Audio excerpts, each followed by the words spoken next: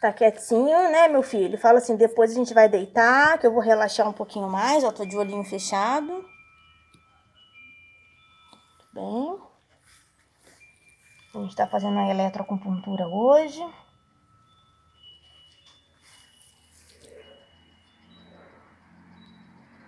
Aí, no caso, o probiótico também, até o momento que você deu, também não parou no estômago dele. É imediatamente ou demora alguns minutos? Demora uns minutinhos e aí depois ele logo regurgita, né? Tá. A aguinha você acha que tá ficando um pouco dentro, tá passando? Tá.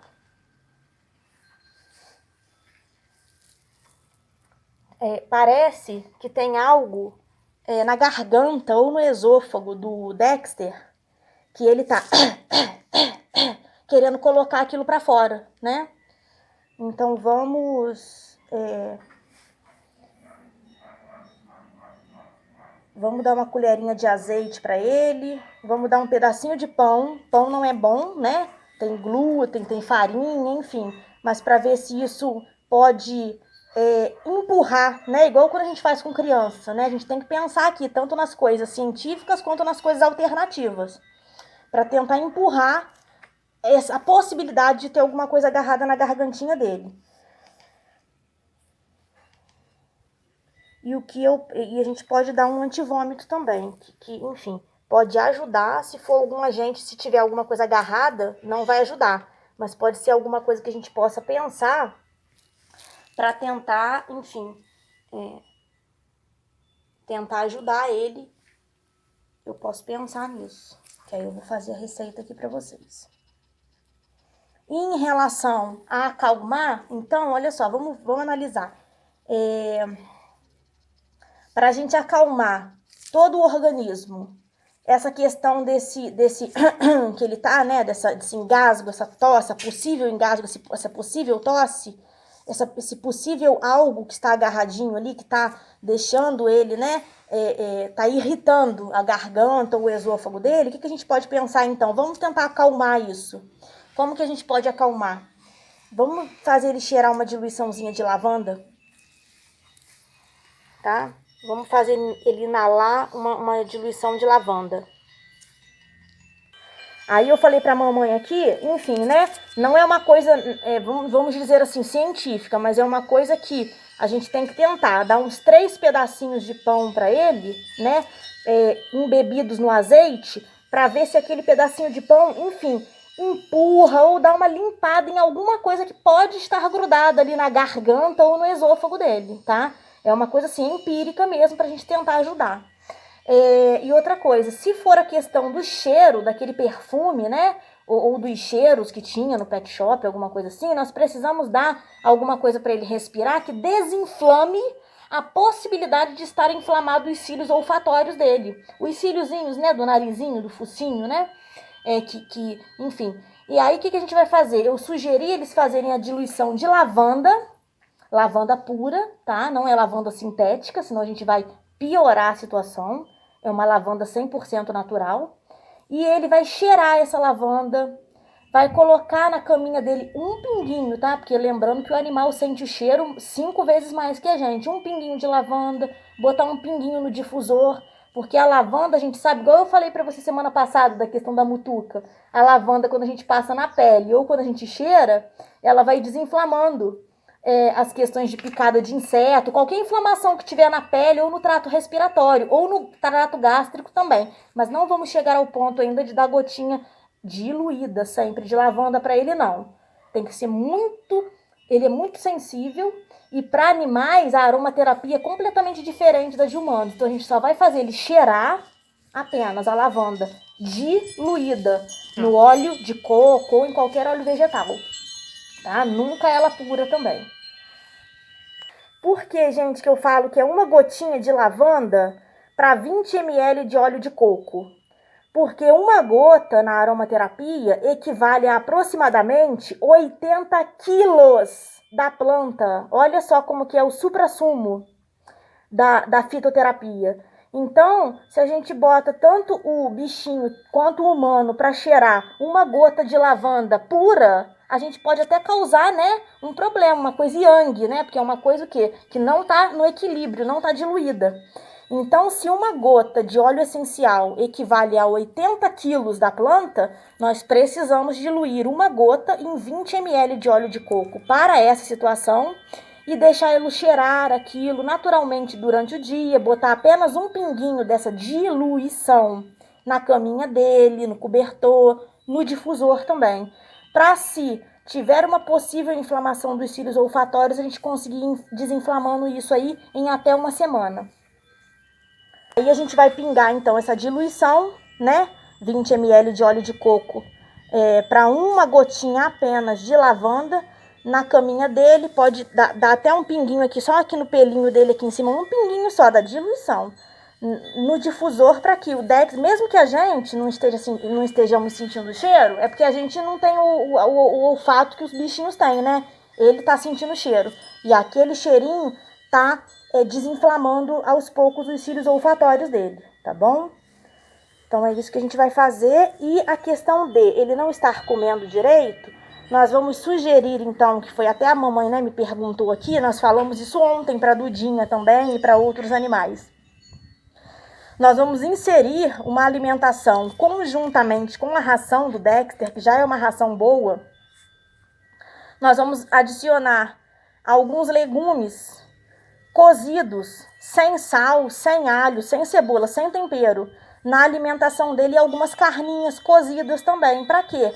Para que ele fique com um pouco mais de apetite, né? Porque por essa questão dele estar vomitando há um dia e tudo mais, e já com essas outras introduções aí que a gente vai fazer, tá? De tentar que ele que evite esse engasgo, e também essa questão da diluição da lavanda, além de vai fazer um desinflame geral nele, tanto no trato olfatório e respiratório, quanto também na garganta também, se tiver alguma coisinha inflamada e tudo mais. Porque quando a gente respira, né, entra pelo nariz, mas entra pela boca também. Sugestões de frutas e legumes para essa questão, tá? Por exemplo, que pode ser uma questão gastrointestinal. Vamos lá. A batata crua, olha só, ela ajuda a neutralizar ácidos em excesso no estômago. Sabia que quando a pessoa, o humano, ele tá com refluxo, ou ele tá com dor no estômago, ou tem úlcera gástrica, a gente pede para ele, né, o naturalista pede para ele comer uns pedacinhos de batata crua.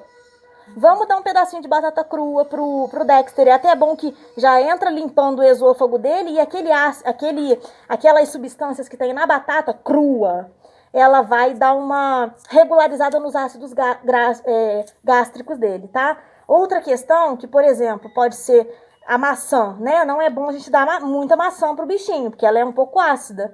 Porém, a maçã ajuda tanto a dar uma segurada no vômito de maneira natural, quanto também ajuda, você já escutou falar que os artistas que cantam, os cantores, eles comem maçã para a questão de limpeza de garganta, limpeza esofágica e regularização gástrica também, até a voz fica mais limpa. Então nós vamos fazer bem diluído a questão da maçã, porque ela é ácida, ela é um pouquinho ácida. Nós vamos pegar um pedacinho, nós vamos bater no liquidificador com um copinho de água, e pode dar na seringuinha para ele, ou às vezes ele vai gostar, porque ele é o louco das frutas, né? Menino, olha só. Então a gente vai dar uma seringuinha para ele da aguinha de maçã, uma coisa bem diluidinha, pouquinha, tá bom? É uma outra possibilidade. E aí eu já vou deixar o pedido de ultrassom pro Dexter, tá? E eu pedi para ela aqui dar continuidade ao probiótico e também ao soro caseiro, tá? Por questão de vômito e tudo mais, desidrata, mesmo que ele esteja fazendo xixi e tudo mais, mas tem um déficit de líquido no organismo.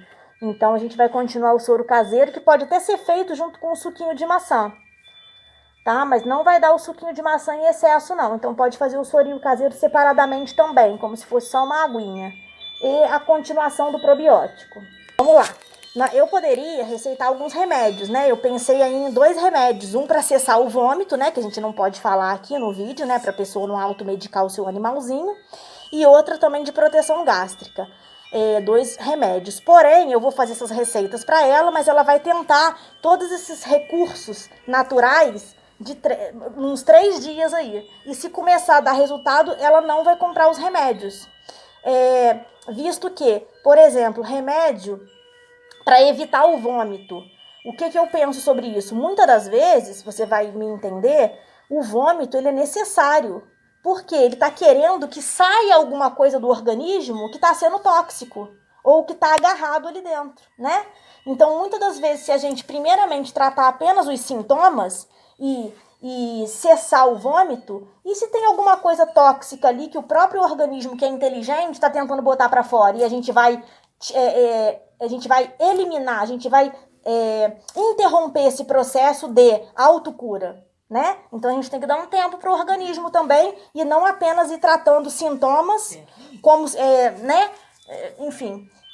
E também essa questão da proteção gástrica, nós temos remédios também, mas que nós sabemos que esse remédio utilizado por muito tempo promove algumas proliferações bacterianas que podem dar outros problemas, né? Então eu prefiro também dar essas alternativas naturais antes que a gente, se der certo, né, a gente não vai instituir o tratamento com remédio.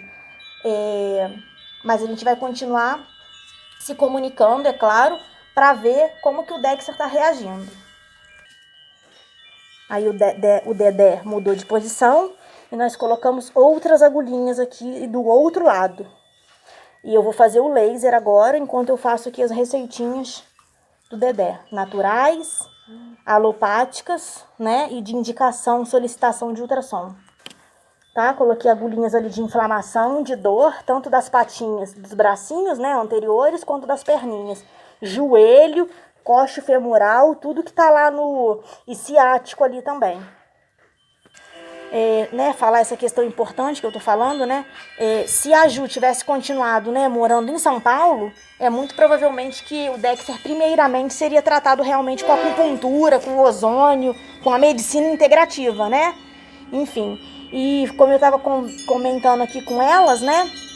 Eu tenho pacientes que me acham nas redes sociais, que vêm para mim da Nova Zelândia, que o bichinho tá aqui no Brasil com a família, que eles fazem questão que eu faça acupuntura e medicina integrativa nos bichinhos deles. Eu tenho pacientes de Portugal, eu tenho pacientes da Inglaterra, fora do Brasil, né? Mato Grosso, São Paulo, enfim, pessoas já de estados mais desenvolvidos que às vezes se mudam, igual o caso da Ju, né, para cá, para o interior, e já sabem que nos estados, né, mais desenvolvidos do Brasil, a medicina integrativa, a acupuntura, o ozônio, enfim, já é muito bem difundida e muito mais valorizada do que aqui no interior. Ou seja, esses pacientes aí que eu tenho, né, dos tutores, né, que moram aí, vamos supor, Inglaterra, Portugal, Nova Zelândia, Estados Unidos, normalmente os bichinhos, alguma parte deles, né, moram aqui no Brasil com a parte da família, e esses tutores fazem questão,